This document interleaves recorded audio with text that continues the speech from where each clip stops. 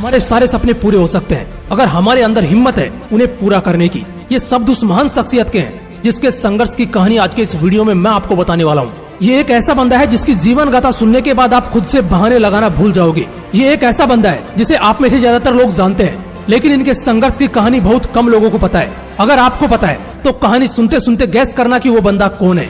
दोस्तों, दुनिया में ऐसे बहुत कम ही लोग होते हैं जो अपनी क्रिएटिविटी और टैलेंट को अपना धर्म मानते हैं, जिनको अपनी कला और टैलेंट पर पूरा विश्वास होता है। अपनी उस एक कला को दोहराते वक्त चाहे हजारों फेलियर्स क्यों ना आ जाएं, पर अपनी कला के प्रति सच्चे विश्वास की बदौलत वो उसी को लेकर आगे बढ़ते रहते हैं। लाख कोशिश करने के बाद भी सक्सेस नहीं मिली, इस विचार के साथ वो कभी भी अपना रास्ता नहीं बदलते और यही एक कारण उन्हें एक ऐसे मुकाम पर पहुंचाता है जहां पहुंचने में किसी साधारण इंसान को 10 जन्म कम पड़ जाते हैं। आज मैं आपको जिस महान शख्सियत की पावरफुल स्टोरी सुनाने जा रहा हूँ ना, वो भी एक ऐसी ही शख्सियत है। सच बता रहा हूँ, जब यह वीडियो खत्म होगा तब आपको अपनी कला, अपनी क्रिएटिविटी और सबसे इम्पोर्टेंट अपने आप पर इतना विश्वास हो जाएगा कि दर्जनों फेलियर्स मिलने के बावजूद आप अपने चुने हुए रास्ते पर डटे रहोगे और अंततः उस शिखर को हासिल करोगे जिसकी आपने कभी कल्पना भी नहीं की होगी। दोस्तों, ये इंसान कोई बहुत टैलेंटेड या एक्स्ट्रा ऑर्डिनरी पर्सनैलिटी वाला इंसान नहीं था, ना ही उसके पास कोई ऐसी यूनिक कला थी जिसमें वो बहुत ज्यादा माहिर है। लेकिन एक बात है, भगवान जिस किसी इंसान को धरती पर भेजता है ना, उसके हाथ में कुछ ऐसी चीज जरूर देता है जिससे वो इंसान इस चुनौती भरी दुनिया में उस चीज की बदौलत अपना अस्तित्व टिकाए रखे। वो चीज और कुछ नहीं, आप में छिपा आपका टैलेंट, आपकी कला होती है। जो इंसान जितनी जल्दी अपने टैलेंट को पहचानेगा वो उतना ही आगे बढ़ेगा, और अगर पहचान नहीं पाया तो जिंदगी भर ठोकर खाता रहेगा और खुद को कोसता रहेगा। 5 दिसंबर 1901 को अमेरिका में जन्म होता है हमारी आज की कहानी के हीरो का, जिसने खुद में छिपे टैलेंट को बड़ी जल्दी पहचान लिया था। लेकिन इसके पीछे भी एक वजह थी, संघर्ष, जिसकी बदौलत उसने आगे जाकर दुनिया में अपना नाम सुनहरे अक्षरों में दर्ज करवाया। उसने असल मायनों में संघर्ष क्या होता है इसे करीब से जाना, इसे महसूस किया, वो भी इतनी कम उम्र में, जिस उम्र में हमने संघर्ष नाम का यह शब्द सुना तक नहीं होगा। उसके घर के हालात इतने नाजुक थे कि घर की बागडोर संभाले रखने के लिए उसे स्कूल जाकर भी अपने पिता के कामों में हाथ बटाना पड़ता था। लेकिन उसने अपने इस हालात को कभी दोष नहीं दिया और खुशी खुशी काम करता रहा। लेकिन जब भी उसे टाइम मिलता वो ड्राइंग करने लगता। उसे ड्राइंग करने का बड़ा शौक था, शौक भी इतना बड़ा कि एक बार तो कोयले से पूरे घर की दीवार ही काली कर डाली। इसके लिए उसे अपने पिता से डांट भी खानी पड़ी थी।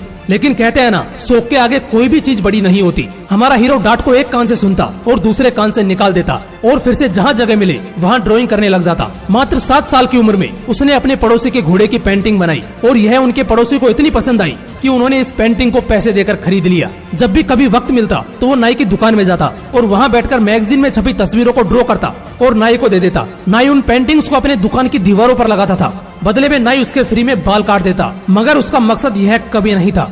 वो पेंटिंग्स इसलिए बनाता था ताकि जो भी लोग वहाँ बाल कटवाने के लिए आए वो उसकी पेंटिंग्स को नोटिस करें और उसके टैलेंट को पहचाने। और धीरे धीरे ऐसा होने भी लगा। मगर घर के हालात बिगड़ते जा रहे थे, इसलिए उसे अपने पूरे परिवार के साथ गांव से शहर में रहने के लिए आना पड़ा, क्योंकि शहर में पेट पालने के लिए छोटा मोटा काम तो मिल ही जाता है। लेकिन बहुत दिनों तक उसके पिता को कोई काम नहीं मिला। घर में कंगाली इतनी ज्यादा बढ़ने लगी थी कि खाने के लिए मोहताज होना पड़ रहा था। मगर किस्मत का साथ मिला और उसके पिता को पेपर बांटने का काम मिल गया। उसके पिता को सुबह सुबह पेपर और मैगजीन्स बांटने के लिए जाना पड़ता। काम इतना ज्यादा था कि उसके पिता उसे अकेले नहीं कर पाते थे, इसीलिए हमारा हीरो और उसका भाई दोनों पिता के काम में हाथ बटाते। इतनी संघर्ष भरी सिचुएशन होते हुए भी उसने इसका असर अपने टैलेंट पर रत्ती भर भी नहीं होने दिया। वो जब भी टाइम मिलता स्टेशन पे जाके ट्रेन की पेंटिंग बनाता। कई दिनों तक काम करने के बाद पिता ने इतने पैसे जमा कर लिए थे जिससे घर का खर्चा भी चल सके और बच्चों को स्कूल में पढ़ाया भी जा सके। इसलिए दोनों भाइयों का दाखिला स्कूल में करवाया। मगर सुबह सुबह जल्दी उठ के रोज काम पर जाने से वो इतना थक जाते थे कि स्कूल में जाके वो बस सोने का काम करते और इसीलिए वो स्कूल में सबसे कमजोर स्टूडेंट थे। उनकी रैंक हमेशा टॉप 3 में आती थी, मगर नीचे से। अब तक उसका शौक, उसका जुनून से भरा टैलेंट बन चुका था। उसे एहसास हो गया था कि वो जो पेंटिंग्स बना रहा है ये ऐसे ही नहीं बना रहा है, ये उसके लिए एक वरदान है और इस वरदान को सार्थक बनाना अब उसका अंतिम लक्ष्य होगा। और इसलिए उसने पैसे बचा बचा कर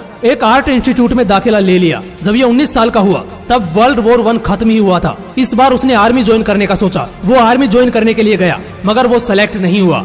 लेकिन उसने हार नहीं मानी और एम्बुलेंस चलाने की जॉब के लिए अप्लाई किया। उसको फ्रांस में जाकर जॉब करनी थी और इसलिए वो फ्रांस चला गया। लेकिन उसने ड्राइंग करना अभी भी नहीं छोड़ा। उसने अपनी उस एम्बुलेंस को ही पेंटिंग से भर दिया। उसकी इस कला की कई लोगों ने तारीफ की। अगले ही साल उसने ये जॉब छोड़ दी और फिर से अपने देश लौट आया और वापस आके एक पेंटिंग स्टूडियो को ज्वाइन किया। यहाँ उसे अलग अलग तरह की ड्राइंग्स बनाने का काम करना पड़ता था। लेकिन यहाँ उसके साथ कुछ ऐसा हादसा हुआ जिसे उसने अपनी जिंदगी में कभी नहीं सोचा। कंपनी ने उसे यह कहते हुए बाहर का रास्ता दिखा दिया कि उसे पेंटिंग बनानी ही नहीं आती। उसमें इमेजिनेशन और नए आइडियाज की कमी है। अब आप ही सोचो, बचपन से ही जिस जुनून के साथ उसने अपनी कला को संघर्ष के समय भी संजोए रखा था, उसी का कोई तिरस्कार कर रहा था, उस वक्त उस पर क्या बीती होगी। ऐसे हालात में मोस्ट ऑफ द पीपल खुद को हारा हुआ महसूस करते हैं। उनका अपनी कला और अपने आप पर से विश्वास उठ जाता है। लेकिन हमारा हीरो एक जांबाज था। अब तक जितनी कहानी मैंने बताई है उसमें आपको यह तो पता चल ही गया होगा कि हमारे हीरो ने किस तरह की परिस्थितियां देखी हैं और उन परिस्थितियों का किस तरह से सामना किया है। उसने इस अपमान को अपने ऊपर हावी नहीं होने दिया, उल्टा उसने अपमान का बदला लेने का सोचा और कैसे भी करके खुद की कंपनी खड़ी की। लेकिन कंपनी नहीं चली, उल्टा कंपनी के ऊपर इतना कर्जा बढ़ गया कि उसे कंपनी को बैंकरप्ट घोषित करना पड़ा। उसके पास एक बैग बची थी जिसमें कुछ कपड़े और पेंटिंग्स के सामान थे। वो बिल्कुल अकेला हो चुका था।